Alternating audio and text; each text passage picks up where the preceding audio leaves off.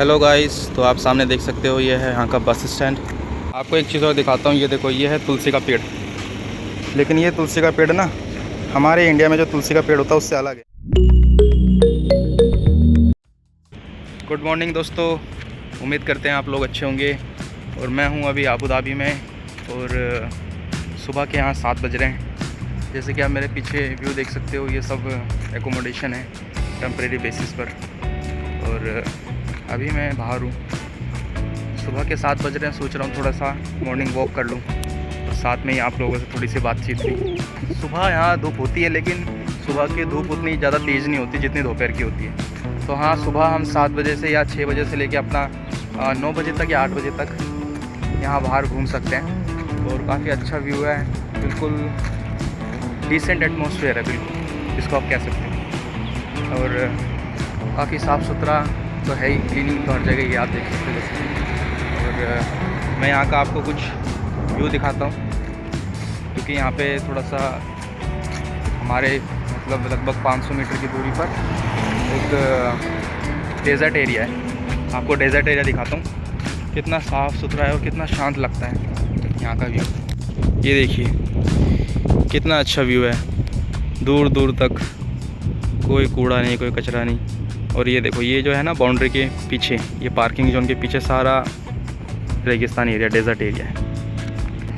तो मॉर्निंग के समय हम आके आराम से घूम सकते हैं। हाँ, दिन में बहुत टफ़ हो जाता है, डे टाइम में यहाँ आना काफ़ी ज़्यादा टफ़ हो जाता है। अभी बिल्कुल मेरे सामने ना सन है, बिल्कुल ऊपर, सर के ऊपर, तो जिस वजह से मुझे इस तरफ देखने में भी थोड़ी सी प्रॉब्लम हो रही है।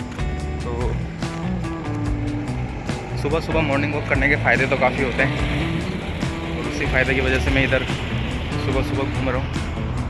और यहाँ पर ना कहीं पर भी कोई डॉग्स वगैरह नहीं दिखते मुझको रोड के आसपास, क्योंकि ये लोग मेरे ख्याल से डॉग्स को अगर कोई मिल भी जाए तो हो सकता है उसको ये पकड़ के कहीं छोड़ देते हों या मार देते हों, पता नहीं। लेकिन डॉग्स वगैरह बहुत कम दिखते हैं। मैंने देखा था, मैंने 1 या 2 डॉग्स देखे थे कहीं पे, वो भी मतलब स्ट्रे डॉग नहीं थे, वो भी ऐसा लग रहा था कि किसी ने पाले हुए होंगे, पाल के छोड़ दी होंगी। और हाँ, कैट्स तो बहुत सारी है। कैट्स पता नहीं यार इतनी सारी क्यों हैं, कैट्स मैंने बहुत देखी है इधर। तो यहाँ हवा भी बिल्कुल साफ़ है। जैसे हमारे इंडिया साइड में अगर हम रोड साइड घूमेंगे तो हमें थोड़ा सा पोल्यूशन फील होगा, जबकि यहाँ सारी जितनी भी गाड़ियाँ हैं पेट्रोल बेस्ड हैं, CNG या फिर इलेक्ट्रिक उतनी नहीं है। यहाँ पर पेट्रोल बेस्ड गाड़ियाँ हैं, तो मतलब इतना पोल्यूशन दिखता नहीं है। अभी मैं इस रोड के साइड ही चल रहा हूँ, लेकिन फिर भी हवा में ऐसा कोई पोल्यूशन मुझे स्मेल नहीं हो रहा। ये काफ़ी अच्छी चीज़ है। यहाँ पे पेड़ नहीं है, उसके बावजूद भी इन लोगों ने काफ़ी अच्छे तरीके से मेंटेन कर रखा है, वो अच्छी चीज़ है। बिल्कुल पीछे जो मैं देखता हूँ ना डेजर्ट, मेरे पीछे आप देख सकते हो। मैं सोच रहा हूँ वहाँ घूमने के लिए, लेकिन पता नहीं वहाँ जाना अलाउड होगा कि नहीं होगा। तो पीछे पूरा डेजर्ट एरिया है। तो ये सब व्यू मॉर्निंग में देखा जाए तो ये अच्छा लगता है, क्योंकि जब दोपहर होती है ना तो गाइस सच में यहाँ चलना ही मुश्किल हो जाता है। ये जो ऊपर देख रहे हो आप, सूरज इतना तेज़ चमकता है और मतलब बाहर देखने पे ही आंखों में दर्द होने लग जाता है, चलने की तो बात ही छोड़ो। तो यहाँ की गवर्नमेंट ने भी मतलब 12 बजे से लेके 3 बजे तक रेस्ट पीरियड मतलब डिक्लेयर किया हुआ है कि जो भी लेबर्स वगैरह हैं वो अपने एकोमोडेशन में रहें या फिर जहाँ भी काम कर रहे हैं वो शेडिंग एरिया में आराम करें। क्योंकि यहाँ इस टाइम पे जून जुलाई के टाइम पे या अगस्त के टाइम पे जो है काफ़ी ज़्यादा गर्मी हो जाती है, और ये कंटिन्यू 3-4 महीने यहाँ रहेगी। तो इस टाइम पे अगर कोई बंदा बाहर निकलता है तो मतलब 99% चांस है कि उसको हीट स्ट्रोक हो जाएगा। तो इस वजह से यहाँ पर जो है लोगों को रेस्ट दिया जाता है दोपहर के टाइम पे। जो आप डेजर्ट देख रहे हो ना, वो बाउंड्री के बाहर वहाँ पर भी कुछ कंस्ट्रक्शन का काम चल रहा है।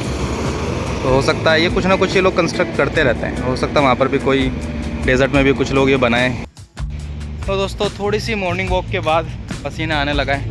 और हाँ, एक चीज़ मैं भूल गया, मुझे पानी की बोतल अपने साथ लेके आनी चाहिए, क्योंकि बाहर क्या है ना, 1 किलोमीटर या 500 मीटर चलोगे ना आप तो मतलब डिहाइड्रेशन जैसी कंडीशन हो जाती है।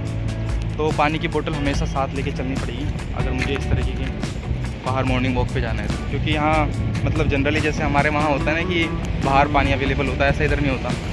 मतलब अगर शॉप मिल गई तो ठीक है, मतलब ऐसा नहीं मिलेगा जैसे एक पब्लिक को होता है ना ड्रिंकिंग वाटर, इधर तो नहीं है जहाँ पर मैं हूँ। पता नहीं कहीं और होगा नहीं होगा, लेकिन इस शहर में जो कि आबू धाबी है, दुबई से लगभग ये एक घंटा दूर है, 1 या 1.5 घंटा दूर, मतलब वही 100 किलोमीटर की दूरी पर है। तो ये चीज़ है। तो जो ये डेज़र्ट है ना, डेज़र्ट के ऊपर एक स्टोरी है। एक होता है अहान नाम का लड़का, टूरिस्ट होता है एक तरीके से वो, उसके साथ भी कुछ लोग होते हैं। तो वो इसी डेज़र्ट में आता है घूमने के लिए, क्योंकि यहाँ के डेज़र्ट काफ़ी अच्छे हैं, डेज़र्ट सफारी वगैरह ये सब। तो डेज़र्ट पे आता है घूमने के लिए। अब होता है क्या है कि वो यहाँ पर सैंडस्टॉर्म आते हैं डेज़र्ट में, आपने देखे होंगे, जो आंधी की तूफान, तो आंधी कहते हैं जिसको, और डस्ट वगैरह उड़ती है बवंडर टाइप का, तो उसी में। और वो अपने दोस्तों के साथ था, तो क्या हुआ कि आंधी आई होगी ना, तो वो अपने ग्रुप से बिछड़ गया, अलग हो गया। तो वो अलग होके मतलब मिल नहीं पा रहे थे वो लोग, क्योंकि जब तूफ़ान आता है ना, तो ऐसा नहीं कि वो 10 मिनट के लिए आया चले गया, तो उसमें हो जाता है 1 घंटा 2 घंटे, या कभी कभी इससे ऊपर भी चला जाता है। इतना देर तक वो तूफ़ान रहता है उधर, और विजिबिलिटी ज़ीरो हो जाती है, मतलब कुछ नहीं दिखाई देता। आँख अगर आप खोलने की कोशिश भी करोगे तो आँखों में धूल जाएगी। तो इस तरीके से वो अपने जो ग्रुप है उससे दूर हो गया और वो अलग हो गया। अब अलग होने के बाद अब वो देख रहे हैं, जब थोड़ा सा मतलब शांत हो गया माहौल, तो उसको कुछ नहीं दिखाई दे रहा दूर दूर तक, क्या उसको ग्रुप कहाँ चला गया। तो अब उसको सर्वाइव करना था, तो ये तो पता था कि हाँ मुझे ढूंढ लिया जाएगा, क्योंकि इतना दूर तो वो था नहीं। लेकिन फ़िलहाल उस वक्त वो क्या करे, अब कोई नॉर्मल आदमी होता तो घबरा जाता, इधर उधर भागता, चिल्लाता, है ना। तो उसने ऐसा नहीं किया। उसको एक चीज़ पता थी, जो उसके गाइड ने बता रखी थी, कि जो ये रेगिस्तान होता है, ये होता काफ़ी बहरहम है, मतलब कि बहुत ज़्यादा बख्शता नहीं है, लेकिन हाँ ये आपको सिखाता बहुत है। तो उसने ये चीज़ अपने मतलब फॉलो करी। और वो किसने क्या करा कि एक कपड़ा था जो कि उसके पास, वो अपने सर पे बांधा, क्योंकि धूप बहुत ज़्यादा थी उस वक्त, और अपने आप को डिहाइड्रेट होने से बचाने के लिए उसने क्या किया कि किसी पेड़ के नीचे, जो भी झाड़ झूड़ था, उसके नीचे बैठ गया, क्योंकि दोपहर का समय था, और दोपहर के समय में बाहर निकलना, मतलब बाहर निकलना नहीं, धूप में चलना, दोपहर के समय में धूप में चलना उसके लिए ठीक नहीं था। तो उसने क्या करा कि वो किसी झाड़ के नीचे बैठ गया, और उसने काफ़ी इंतज़ार किया। 2-4 घंटे बाद, 4 घंटे बाद वो क्या ना झाड़ से बाहर निकला और चलना उसने स्टार्ट किया। पानी के जो है छोटे छोटे सिप लेने लगा, ताकि जो है वो अपने आप को काफ़ी देर तक सर्वाइव कर सके। तो ऐसे ही उसने काफ़ी देर तक अपने आप को सर्वाइव किया, और वो दोपहर को ना चल के सुबह 7 से लेके 9 बजे के आसपास चलता था, और रात को फिर 7 बजे के बाद या 6 बजे के बाद चलना शुरू करता था। अब जैसे जैसे शाम होने लगी, तो वहाँ का ये है कि जैसे रेगिस्तान होते हैं, दिन के टाइम तो काफ़ी गर्म होते हैं, रात के टाइम काफ़ी ज़्यादा ठंडे होने लग जाते हैं। तो उसने क्या करा कि फटाफट से अपनी जैकेट उतारी, और एक ऐसा एरिया बनाया जहाँ पर वो आराम कर सके। मतलब उसने थोड़े से पत्थर वगैरह का वो करा, शेल्टर जैसे बना के उसके नीचे रहने लगा। तो उसने कैसे न कैसे करके अपने आप को पूरा एक दिन, मतलब 24 घंटे तक वहाँ पर टिका के रखा, अपने आप को कोशिश करी कि अपने आप को वो होल्ड करके रखे। और जैसे ही नेक्स्ट डे आया, सुबह मॉर्निंग जैसी हुई, तो वैसे उसके किसी जो भी उनका लोकल ग्रुप था या टूरिस्ट जो भी लोग थे, उन्होंने उसको ढूंढ लिया। तो कुल मिला के कहने का मतलब ये है कि हाँ, ये रेगिस्तान जो होता है, जो डेजर्ट और एरिया होता है, ये हमें बख्शेगा नहीं अगर इसके अंदर हम लोग फंस जाए। लेकिन हाँ, हमें इस बात का हमेशा ध्यान रखना चाहिए कि ये सिखाता बहुत कुछ।